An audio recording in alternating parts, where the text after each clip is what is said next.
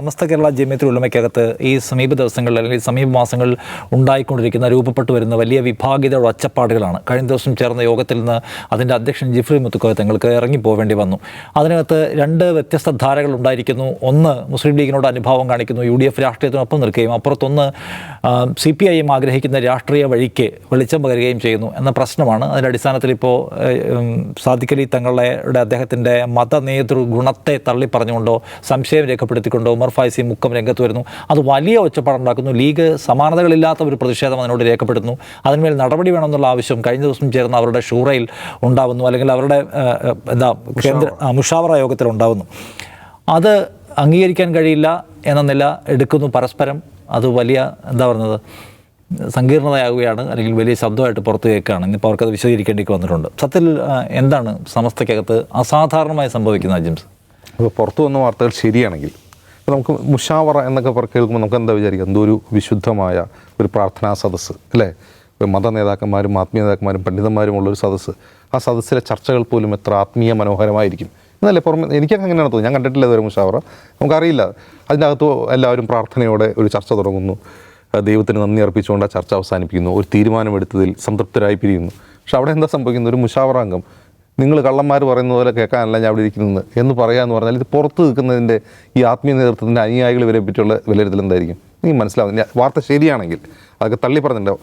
അതായത് ജിഫ്രി മുത്തുക്കോയ തങ്ങൾ ഉറങ്ങിപ്പോയി എന്ന വാർത്ത ശരിയല്ല എന്ന് പറഞ്ഞിട്ട് ഒരു പ്രസ് റിലീസ് ആദ്യം ഇറക്കി. ഉറങ്ങിപ്പോയത് ശരിയല്ല, എന്നിട്ട് പിന്നെ തിരുത്തി ഇറങ്ങിപ്പോയി എന്നാണ് പ്രസ് റിലീസ് ഇറക്കിയത്. അത് ഉറങ്ങിപ്പോയെന്ന് ബോധപൂർവ്വം ചേർത്താണോ എന്ന് പോലും നമുക്കറിയില്ല. ഓക്കെ, അപ്പോൾ അവിടുത്തെ നടന്ന ചർച്ച അങ്ങനെയൊക്കെയാണ്. അതായത് നമ്മൾ കലിങ്കയിലൊക്കെ ഇരുന്ന് വർത്താനം പറയും പോലെയാണ് അവർ മുഷാവറയിൽ ഇരുന്ന് ചർച്ച ചെയ്തെന്നാണ് പുറത്തു വന്ന വാർത്തകൾ. ശരിയാണെങ്കിൽ അവർ ഈ പറയുന്ന പരാമർശം തള്ളിയിട്ടുമില്ല. അതായത് ഈ കള്ളന്മാരെന്ന് വിളിച്ച അങ്ങനെ പരാമർശം ഉണ്ടായിട്ടില്ല എന്ന വിശദീകരണ കുറിപ്പില്ല. ആകെയുള്ളത് ജിഫ്രി തങ്ങൾ ഇറങ്ങിപ്പോയില്ല എന്നുള്ളത് മാത്രമാണ് നിഷേധിച്ചിട്ടുള്ളത്. പക്ഷെ എന്തായാലും അവിടെ നടക്കുന്ന ചർച്ച ഇങ്ങനെയൊക്കെയാണെങ്കിൽ ഈ ആത്മീയ നേതൃത്വങ്ങളെ കൊണ്ട് അതിൻ്റെ കുഞ്ഞാടുകൾക്ക് എന്ത് പ്രയോജനം എന്നുള്ളതാണ് ഒരു ചോദ്യം. രണ്ട്, അങ്ങനെ പരസ്പരം ഈ തർക്കിക്കാനാണെങ്കിൽ ഏതെങ്കിലും രാഷ്ട്രീയ താല്പര്യങ്ങളുടെ മുകളിൽ പരസ്പരം തർക്കിക്കുക, പരസ്പരം ഭിന്നത ഉണ്ടാക്കുക, ഒരു മതസംഘടനയുടെ ഉന്നത നേതൃത്വത്തിൽ നിന്ന് പരസ്പരം വെല്ലുവിളിക്കുക, ഇവരൊക്കെ പ്രതിനിധാനം ചെയ്യുന്ന മതം ഏതാണെന്നൊരു ക്വസ്റ്റ്യൻ കൂടി ഉണ്ടല്ലോ. മതവും രാഷ്ട്രീയവും വേറെ വേറെയാണെന്നൊക്കെ പറയുമ്പോൾ ഇപ്പോൾ ലീഗിനെതിരെയാണ് അല്ലെങ്കിൽ ലീഗിന് വേണ്ടിയാണ് ഈ തർക്കം എന്നൊക്കെയുള്ള വ്യാഖ്യാനങ്ങൾ പുറത്തുണ്ടല്ലോ. മുസ്ലിം ലീഗ് അതിൻ്റെ ഒരു പക്ഷത്ത് നിൽക്കുന്നു, മറുപക്ഷത്ത് CPMൻ്റെ പിന്നണിക്കളികളാണെന്നുള്ള ആരോപണമുണ്ട്. സമസ്തയിലെ ഒരു വിഭാഗം ലീഗിനെതിരെ ശത്രുക്കളോടൊപ്പം കൂട്ടുകൂടുന്നു, ഇതൊക്കെയാണല്ലോ ആരോപണം. ഇവർ പ്രൊപ്പഗേറ്റ് ചെയ്യുന്ന, ഇവർ പ്രീച്ച് ചെയ്യുന്ന മതം എന്താണെന്ന് എനിക്കൊരു സംശയമുണ്ട്. ഇത്തരം കേവലമായി ഇതുകൊണ്ടൊക്കെ എന്താ ഗുണം ഉണ്ടാവുക? ഒരു വഖഫ് ബോർഡ് അംഗം അല്ലെങ്കിൽ ഒരു ഹജ്ജ് കമ്മിറ്റി അംഗം, ഇങ്ങനെയുള്ള സ്ഥാനങ്ങളല്ലേ സർക്കാരിൽ നിന്ന് ലഭിക്കുക? ഏത് ഭരണകൂടം വന്നാൽ, ഇപ്പോൾ ലീഗ് വന്നാലും LDF ഭരിച്ചാലും ഇതൊക്കെയല്ലേ കിട്ടുക? അപ്പോൾ ഇത്തരം നിസ്സാരമായ ഐഹിക നേട്ടങ്ങൾക്ക് വേണ്ടി സ്വന്തം മതവിശ്വാസത്തെ പോലും കളഞ്ഞു കുടിച്ച് സ്വന്തം അണികളുടെ മുമ്പിൽ പോലും നാണം കെട്ട് മതനേതൃത്വം ഇങ്ങനെ പെരുമാറുകയും ചർച്ചയും ചെയ്യുമെന്ന് പറഞ്ഞാൽ അത് ശരിക്കും സമസ്തയ്ക്ക് നാണക്കേടാണ്. പൊതുവെ പുറമെ ഇവർ വലിയ താടിയും തലപ്പാവും ഒക്കെയുള്ള പുരോഹിതന്മാരാണ്, പണ്ഡിതന്മാരാണ്. ഇവരെക്കുറിച്ച് ജനങ്ങൾക്കൊരു മതിപ്പൊക്കെ ഉണ്ട്. പക്ഷെ ഇതിനകത്ത് നടക്കുന്നത് ഇങ്ങനെയുള്ള ചർച്ചകളാണെന്ന് പറയുന്നത് യഥാർത്ഥത്തിൽ അവരുടെ വില കളയുന്നതാണെന്ന് അവർ തിരിച്ചറിയേണ്ടതാണ്. രണ്ടാമത്തെ കാര്യം, മുസ്ലിം ലീഗും സമസ്തയും തമ്മിലുള്ള വൈരുദ്ധ്യാത്മകമായ ബന്ധമാണ്. യഥാർത്ഥത്തിൽ ഒരു രാഷ്ട്രീയ പാർട്ടിക്ക് ഒരു മതസംഘടനയുടെ വോട്ട് തേടാം. ഇപ്പോൾ ഒരു മതസമുദായ സംഘടനയുടെ വോട്ട് ചോദിക്കാം. അതിനപ്പുറം ഈ ഒരു മതസംഘടനയും ഒരു രാഷ്ട്രീയ പാർട്ടിയും തമ്മിൽ പരസ്പരം ബന്ധിതമായി പ്രവർത്തിക്കുക എന്ന് മാത്രമല്ല അവരുടെ ഉള്ളിലെ അണിയറ പ്രവർത്തനങ്ങളെ പരസ്പരം സ്വാധീനിക്കുക. ലീഗിൻ്റെ അണിയറ പ്രവർത്തനങ്ങളെ സമസ്ത സ്വാധീനിക്കുക, സമസ്തയുടെ അണിയറ പ്രവർത്തനങ്ങളിൽ ലീഗ് ഇടപെടുക എന്ന് പറയുന്നത് ഒട്ടും ജനാധിപത്യ സമ്പ്രദായത്തിൽ ഒട്ടും ആശാസ്യകരമല്ല. ഒരു സെക്യുലർ ഡെമോക്രസിയിൽ അതൊട്ടും ആശാസ്യകരമല്ല. അതിന് മതത്തിൻ്റെ ഉപയോഗമാണത്. തീർച്ചയായിട്ടും. അതായത് രാഷ്ട്രീയ നേട്ടങ്ങൾക്ക് വേണ്ടി മതത്തെ ഉപയോഗിക്കുക തന്നെയാണത്. അത് തിരിച്ചറിയേണ്ടത് യഥാർത്ഥത്തിൽ മുസ്ലിം ലീഗാണ്. കാരണം മുസ്ലിം ലീഗിന് ഒരു മതേതര പാർട്ടിയാണ് എന്നൊരു പ്രതിച്ഛായ പൊതുവെ കേരളത്തിലുണ്ട്. കേരളത്തിൽ അങ്ങനെ ഒരു പ്രതിച്ഛായമുണ്ട്. അവരുടെ ശത്രുക്കൾ പോലും അവർ മതേതര പാർട്ടിയാണെന്ന് സർട്ടിഫിക്കറ്റ് കൊടുക്കുന്നവരാണ്. അപ്പോൾ തീർച്ചയായിട്ടും അതെന്തിനാണ് അങ്ങനെ?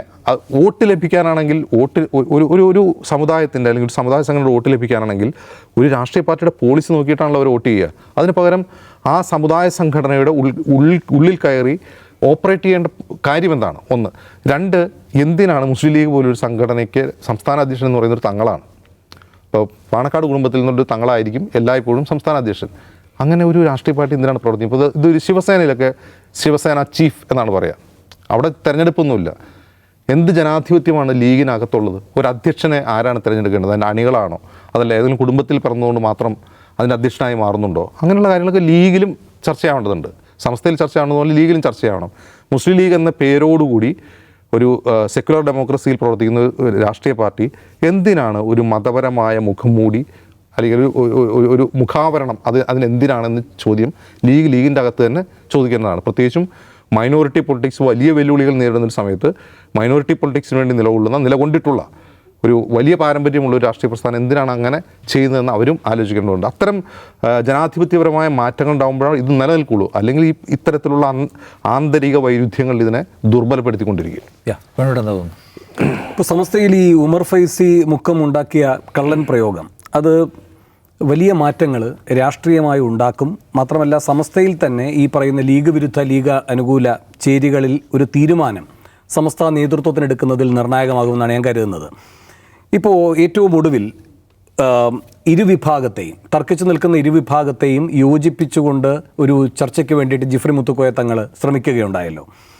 ആ ഘട്ടത്തിൽ സാദിഖലി തങ്ങളടക്കം വന്നു എന്ന് മാത്രമല്ല അതൊരു 5 അംഗ സമിതിയാണ് അല്ലേ ഈ 2 വിഭാഗങ്ങളെയും വിളിച്ചത്.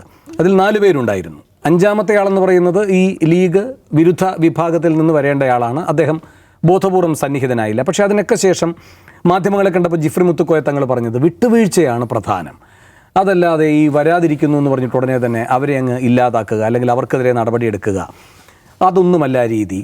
അപ്പോൾ അതുകൊണ്ട് വീണ്ടും അവരെയും കൂടെ കേൾക്കും. അങ്ങനെ നമ്മളിതിൽ യോജിച്ച് മുന്നോട്ട് പോകും. തർക്കങ്ങളൊക്കെ ഉണ്ട്, പ്രശ്നങ്ങളുണ്ട്, പക്ഷേ 2 വിഭാഗങ്ങളില്ല എന്നാണ് അദ്ദേഹം പറഞ്ഞിരുന്നത്. അപ്പോൾ ആ ഘട്ടത്തിൽ ഈ വിട്ടുനിന്നുകൊണ്ട് ഈ ലീഗിനെ ഞങ്ങളിപ്പോഴും ഇതിനകത്ത് പ്രധാനപ്പെട്ട സമ്മർദ്ദ ശക്തിയാണെന്ന് ബോധ്യപ്പെടുത്താൻ അതിനകത്ത് ലീഗ് വിരുദ്ധ വിഭാഗത്തിന് കഴിഞ്ഞിരുന്നു.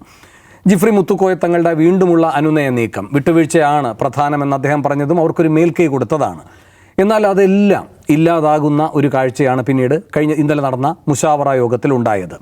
ഇപ്പോൾ ഈ മുശാവറയിൽ ഒരു പ്രത്യേക ഘട്ടത്തിൽ ഉമർ ഫൈസി മുക്കത്തിനെതിരായ വിഷയങ്ങൾ വരുമ്പോൾ അദ്ദേഹത്തോട് ഇപ്പോൾ ഇവിടെ നിന്നൊന്ന് മാറി നിൽക്കൂ എന്ന് ജിഫ്രി മുത്തുക്കോയ തങ്ങൾ പറയുന്നതിനെ ചൊല്ലിയാണല്ലോ ഈ പ്രശ്നങ്ങൾ മുഴുവൻ ഉണ്ടാകുന്നത്. അപ്പോൾ ഈ കള്ളൻ പ്രയോഗം വരുന്നു. എന്നാൽ പിന്നെ നിങ്ങൾ ഈ കള്ളൻ എന്ന് വിളിക്കുന്ന കൂട്ടത്തിൽ ഞാനും ഉണ്ടല്ലോ, അതുകൊണ്ട് ഞാനിരിക്കുന്നില്ല എന്ന് പറഞ്ഞ് അദ്ദേഹം പോവുകയുമാണല്ലോ ചെയ്യുന്നത്. അവിടെ ഈ തർക്കത്തിൻ്റെ തലം മാറുന്നു.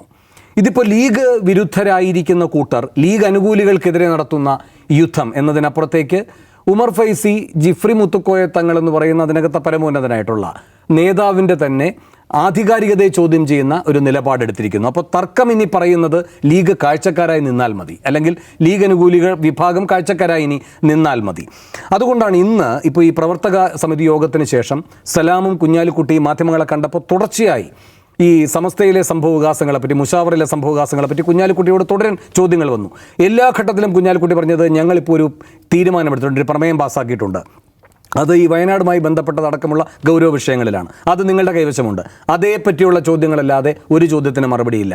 ചോദ്യം നിരന്തരമായി ചോദിക്കാൻ നിങ്ങൾക്ക് അവകാശമുണ്ട്, ആ വിഷയത്തിൽ ഉത്തരം പറയാതിരിക്കാനുള്ള അവകാശം ഞങ്ങൾക്കുമുണ്ട് എന്ന് പറയുമ്പോൾ ലീഗ് തൽക്കാലം ഈ വിഷയത്തിൽ ഇനി കാണികളായി നിൽക്കുന്നതാണ് ഏറ്റവും തന്ത്രപരമായ തീരുമാനമെന്ന് അവർ ഉറപ്പിച്ചിരിക്കുകയാണ്. മറ്റൊരു ഘട്ടം എന്ന് പറയുന്നത് ഇപ്പോൾ പൂക്കോട്ടൂർ പ്രതികരിക്കുകയുണ്ടായി. പൂക്കോട്ടൂർ ആർക്ക് വേണ്ടിയാണ് ഇപ്പോൾ വാദിക്കുന്നത്?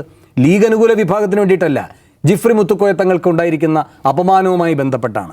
അത് വൈകാരികമായ പ്രതികരണം ഉണ്ടാക്കും. അതുകൊണ്ട് ഉമർ ഫൈസി മുക്കത്തെ മുന്നിൽ വെച്ചുകൊണ്ട് ഒരു ചേരി നിൽക്കുന്നു. ജിഫ്രി മുത്തുക്കോയ തങ്ങളുമായി ബന്ധപ്പെട്ടൊരു വൈകാരിക വിഷയമായി അത് മാറിയാൽ അതിൽ പിന്നീട് ചിഹ്ന ഭിന്നതകൾ ഉണ്ടാകും. സ്വാഭാവികമായും ഇനിയിപ്പോൾ ആ വികാരം കേന്ദ്രീകരിക്കപ്പെടുക ലീഗ് അനുകൂല ചേരി ലീഗ് വിരുദ്ധ ചേരി എന്നതിലേക്കായിരിക്കില്ല.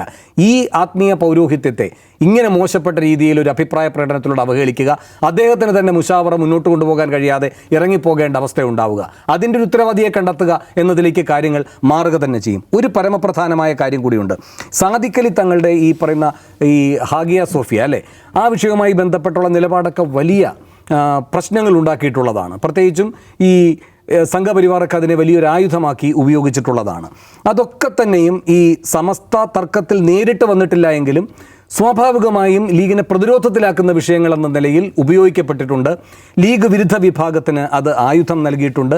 ഒരർത്ഥത്തിൽ ഇടതുപക്ഷം അല്ലെങ്കിൽ CPM ദുഷ്ടലാക്കോടെ പ്രത്യേക കണ്ണോടുകൂടി നടത്തുന്ന നീക്കങ്ങളിൽ അതെല്ലാം സഹായകമായ ഘടകങ്ങളായിട്ടുമുണ്ട്. അവിടെയും ഈ ലീഗ് വിരുദ്ധ ചേരിക്ക് വലിയൊരു പതനം സംഭവിച്ചിരിക്കുകയാണ്. കാരണം ഉമർ ഫൈസി മുക്കം കഴിഞ്ഞ ദിവസം നടത്തിയിരിക്കുന്ന ശിവൻ പാർവതി പരാമർശം അത് വലിയ പ്രതികരണമാണ് ഉണ്ടാക്കിയിരിക്കുന്നത്. ആ പ്രതികരണവുമായി ബന്ധപ്പെട്ട് സമസ്ത മാപ്പ് ചോദിക്കുന്നു എന്നാണ് ഇന്നിപ്പോൾ ഹൈന്ദവ സമൂഹത്തോട് പൂക്കോട്ടൂർ പറഞ്ഞിരിക്കുന്നത്. അങ്ങനെ വരുമ്പോൾ സ്വാഭാവികമായും ആ പരാമർശം വലിയ പ്രതികരണങ്ങൾ ഉണ്ടാക്കാനുള്ള സാധ്യത അവർ മുന്നിൽ കാണുന്നുണ്ട്. അതിൽ ഉത്തരവാദികളായിരിക്കുന്നത് ഈ പറയുന്ന ലീഗ് വിരുദ്ധ പക്ഷമാണ് ഉമർ ഫൈസിയിലൂടെ എന്നത് വ്യക്തമാകുന്നു. അത് ആ കൂട്ടരെ പുതിയ ഒരു വിഷയത്തിൽ കൂടി പ്രതിരോധത്തിലാക്കുകയാണ്. അത് സാദിഖ് അലി തങ്ങൾക്ക് നേരത്തെ ഈ ഹാഗിയ സോഫിയ അടക്കമുള്ള വിഷയങ്ങളിൽ ഏതെങ്കിലും തരത്തിലൊരു തിരിച്ചടി ഉണ്ടായിട്ടുണ്ടെങ്കിൽ അതടക്കം പരിഹരിക്കാൻ കഴിയുന്ന ഒരു മേൽക്കൈ കിട്ടുന്ന വിഷയമാവുകയും ചെയ്യുകയാണ്. അതുകൊണ്ട് ഇനിയിപ്പോൾ കാഴ്ചക്കാരുടെ റോളിലിരുന്നു കൊണ്ട് ആരാണോ തങ്ങൾക്കെതിരെ നിന്നത് ആ കൂട്ടർ ഇനി ഈ കാര്യത്തിൽ യോജിച്ചു പോകുമോ അതോ അതിൽ ഭിന്നതയുണ്ടാകുമോ എന്നതാണ് ലീഗ് കാണുന്നത്. ഇനി വിട്ടുവീഴ്ച മനോഭാവം അടുത്ത മുശാവറയിൽ അല്ലെങ്കിൽ അടുത്ത യോഗങ്ങളിൽ ഇനി എങ്ങനെ ജിഫ്രി മുത്തുക്കോയ തങ്ങൾക്ക് എടുക്കാൻ കഴിയും എന്നതിലും ആകാംക്ഷ നിലനിൽക്കുകയാണ്. സമസ്തയിലെ തർക്കം എന്തായാലും പുതിയ പ്രതലത്തിലേക്ക് മാറുന്നു. അതിന് പുതിയ സ്റ്റേക്ക് ഹോൾഡേഴ്സ് ഉണ്ടാകുന്നതാണ് നമ്മളിപ്പോൾ കാണേണ്ട കാര്യം. ഇനി നാളെ ഇരിക്കാം. നമസ്കാരം.